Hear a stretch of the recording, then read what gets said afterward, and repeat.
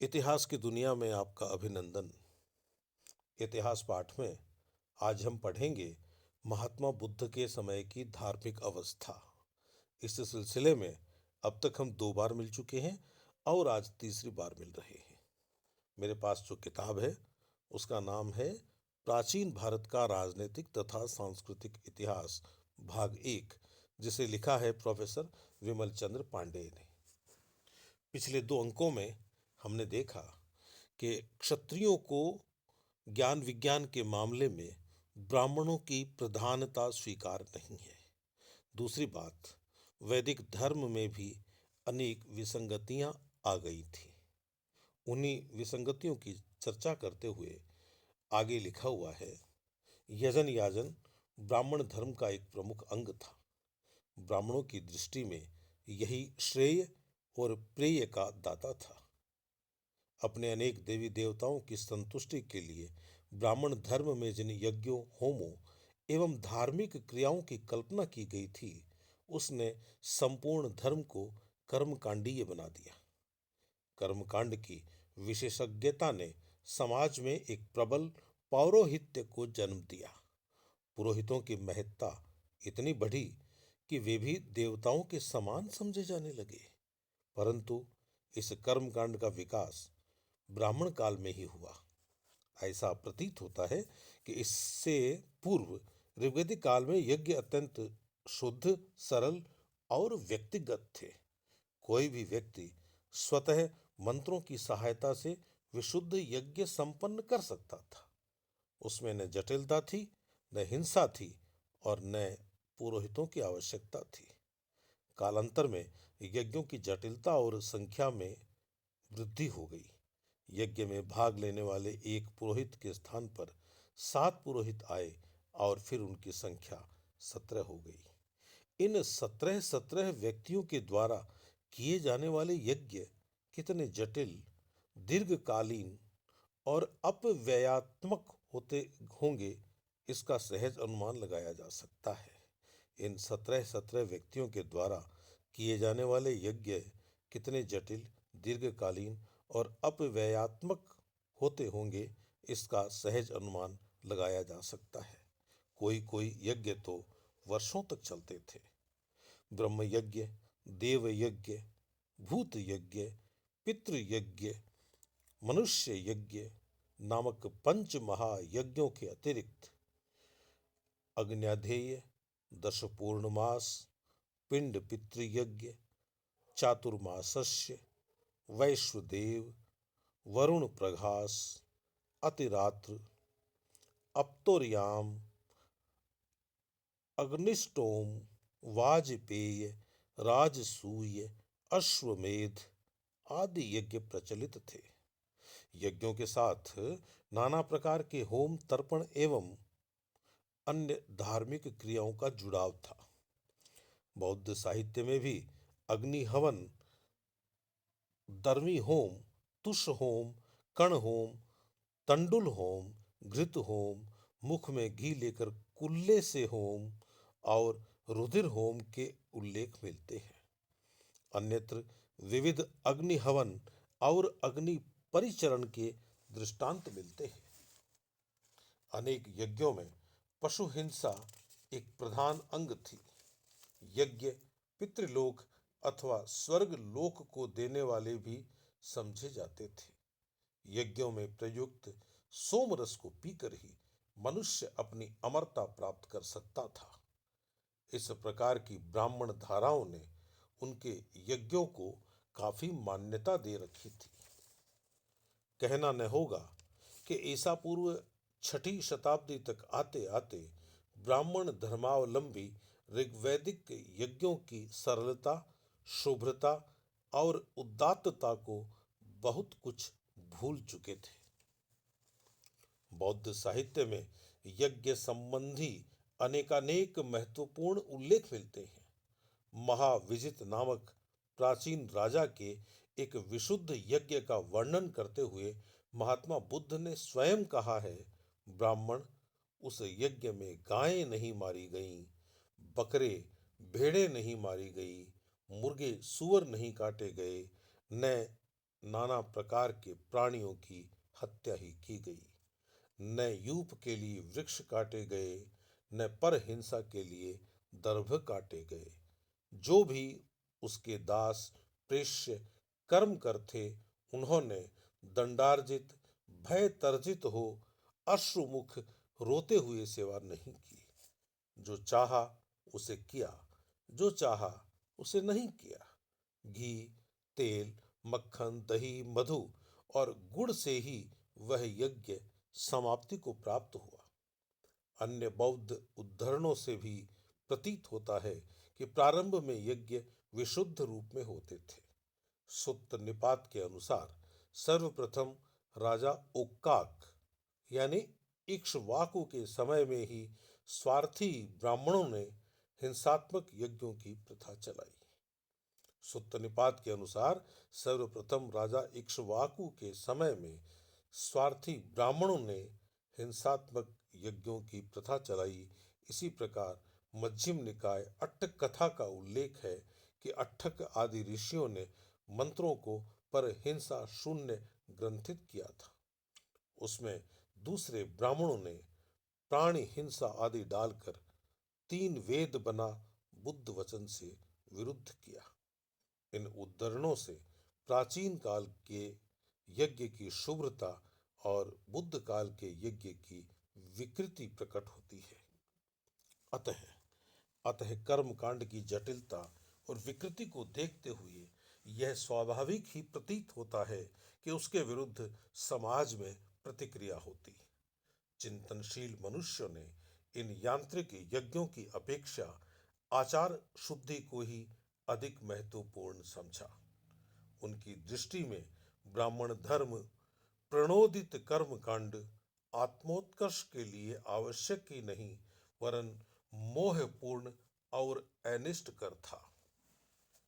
ऋग्वेद में ही कहीं कहीं ब्राह्मण ग्रंथों की अपेक्षा श्रद्धामयी प्रार्थना को अधिक महत्व दिया गया है।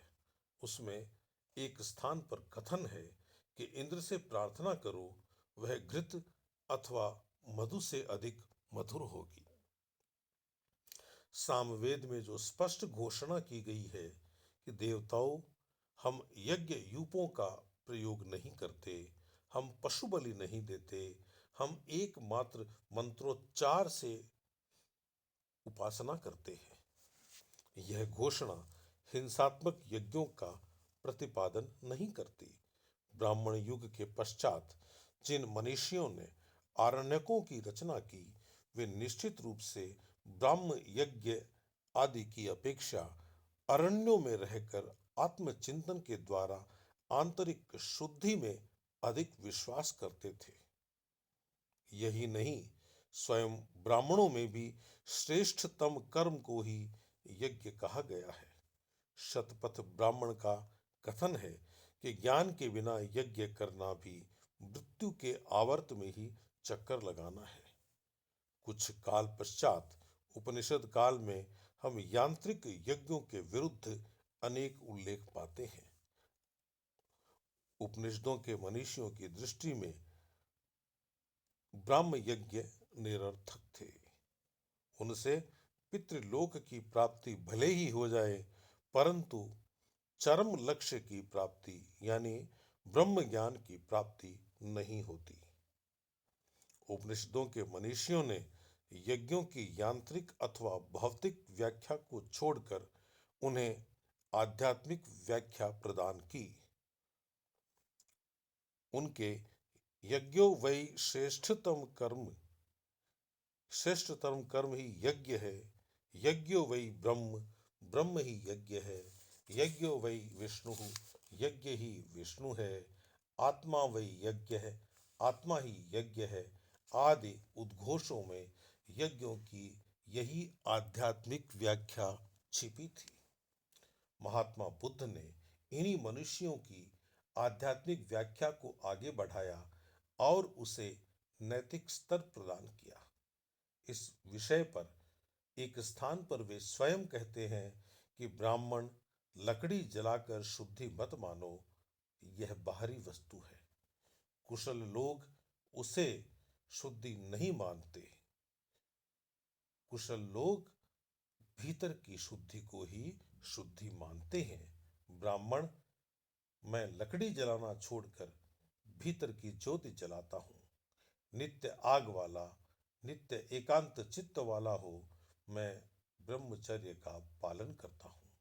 ब्राह्मण, यह तेरा अभिमान खरिया का भार है, क्रोध धुआं है, मिथ्या भाषण भस्म है, जिह्वा श्रुवा है और हृदय ज्योति का स्थान है।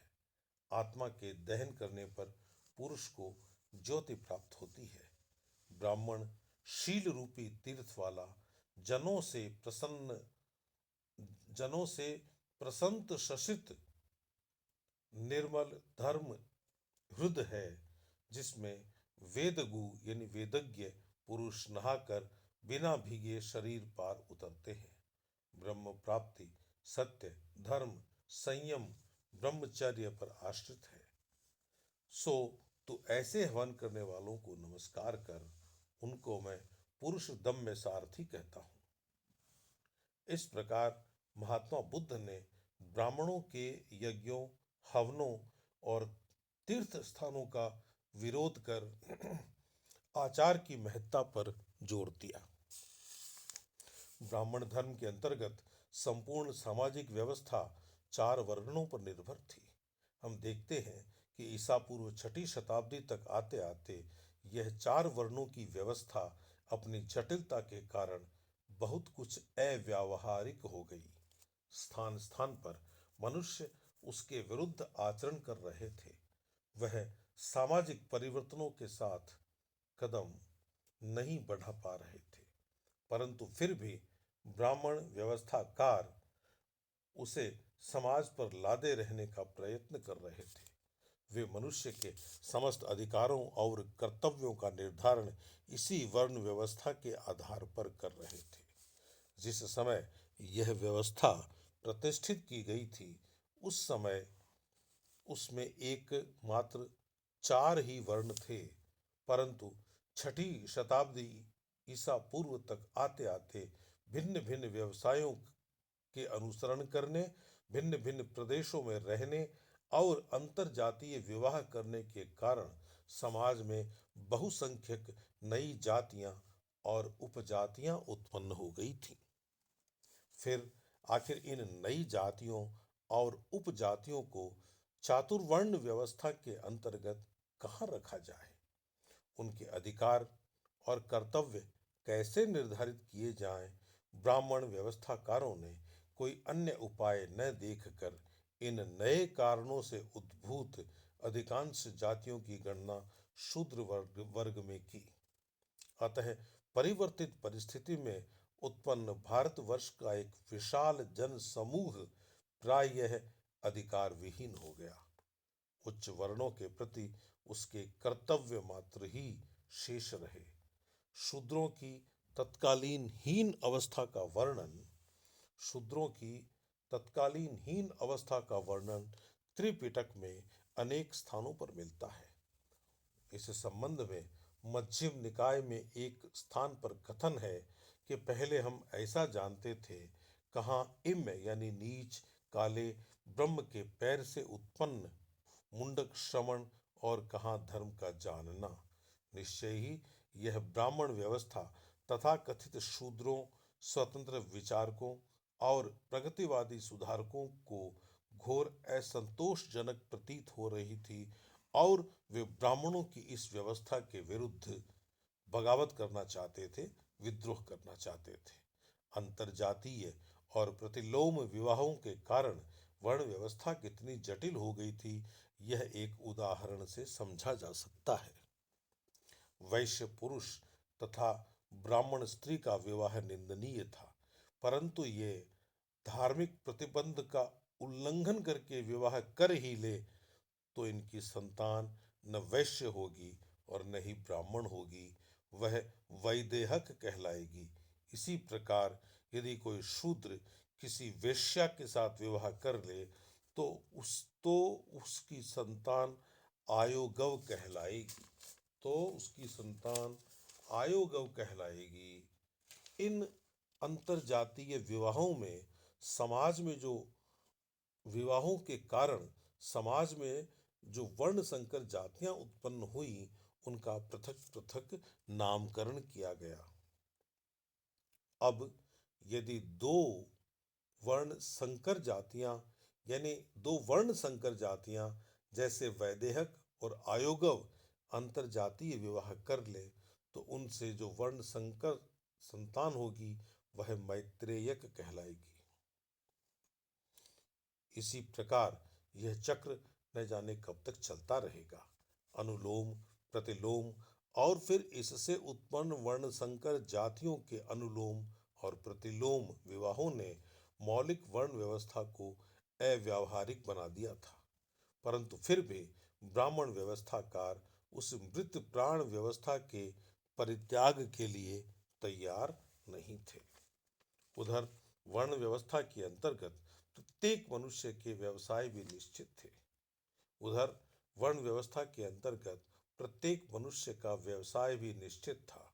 जातियों की अधिकता, आर्थिक समस्याओं और व्यक्तिगत अभिरुचि के कारण मनुष्य वर्ण विरुद्ध व्यवसायों का भी अनुसरण करने लगे थे। स्वयं ब्राह्मण भी बहुसंख्यक व्यवसायों के द्वारा अपना जीवन चला रहे थे। दीर्घ निकाय में भूमिधर, कृषक, पशुपालक, ज्योतिषी, गायक, चारण, चिकित्सक आदि ब्राह्मणों का वर्णन मिलता है। एक जातक में ब्राह्मणों के 10 व्यवसायों का उल्लेख है। ब्राह्मण व्यवस्थाकारों ने वर्ण विरुद्ध व्यवसाय के अनुसरण करने वाले व्यक्तियों के लिए जो दंड विधान बनाया था, उससे भी यही प्रकट होता है कि समाज का बहुसंख्यक वर्ग अनेक कारणों से अपने वर्ग के प्रतिकूल व्यवसायों को भी कर रहा था। इस प्रकार 4 वर्णों की व्यवस्था टूट गई और बहुत अंशों में समाज के लिए उसकी उपयोगिता जाती रही थी। परंतु फिर भी परिवर्तित परिस्थिति में ब्राह्मण व्यवस्थाकारों का समाज पर उसके बलात् आरोपण का सुदीर्घ प्रयत्न जनमत के घोर असंतोष का कारण बन गया था। शूद्र समुदाय की भांति स्त्री समुदाय भी नितांत अधिकार विहीन हो गया था। उसका अध्ययन का अधिकार, पुरातन अधिकार छिन चुका था। तो मित्रों, यह था महात्मा बुद्ध के समय की धार्मिक अवस्था पाठ का तीसरा खंड। फिर मिलेंगे। नमस्ते।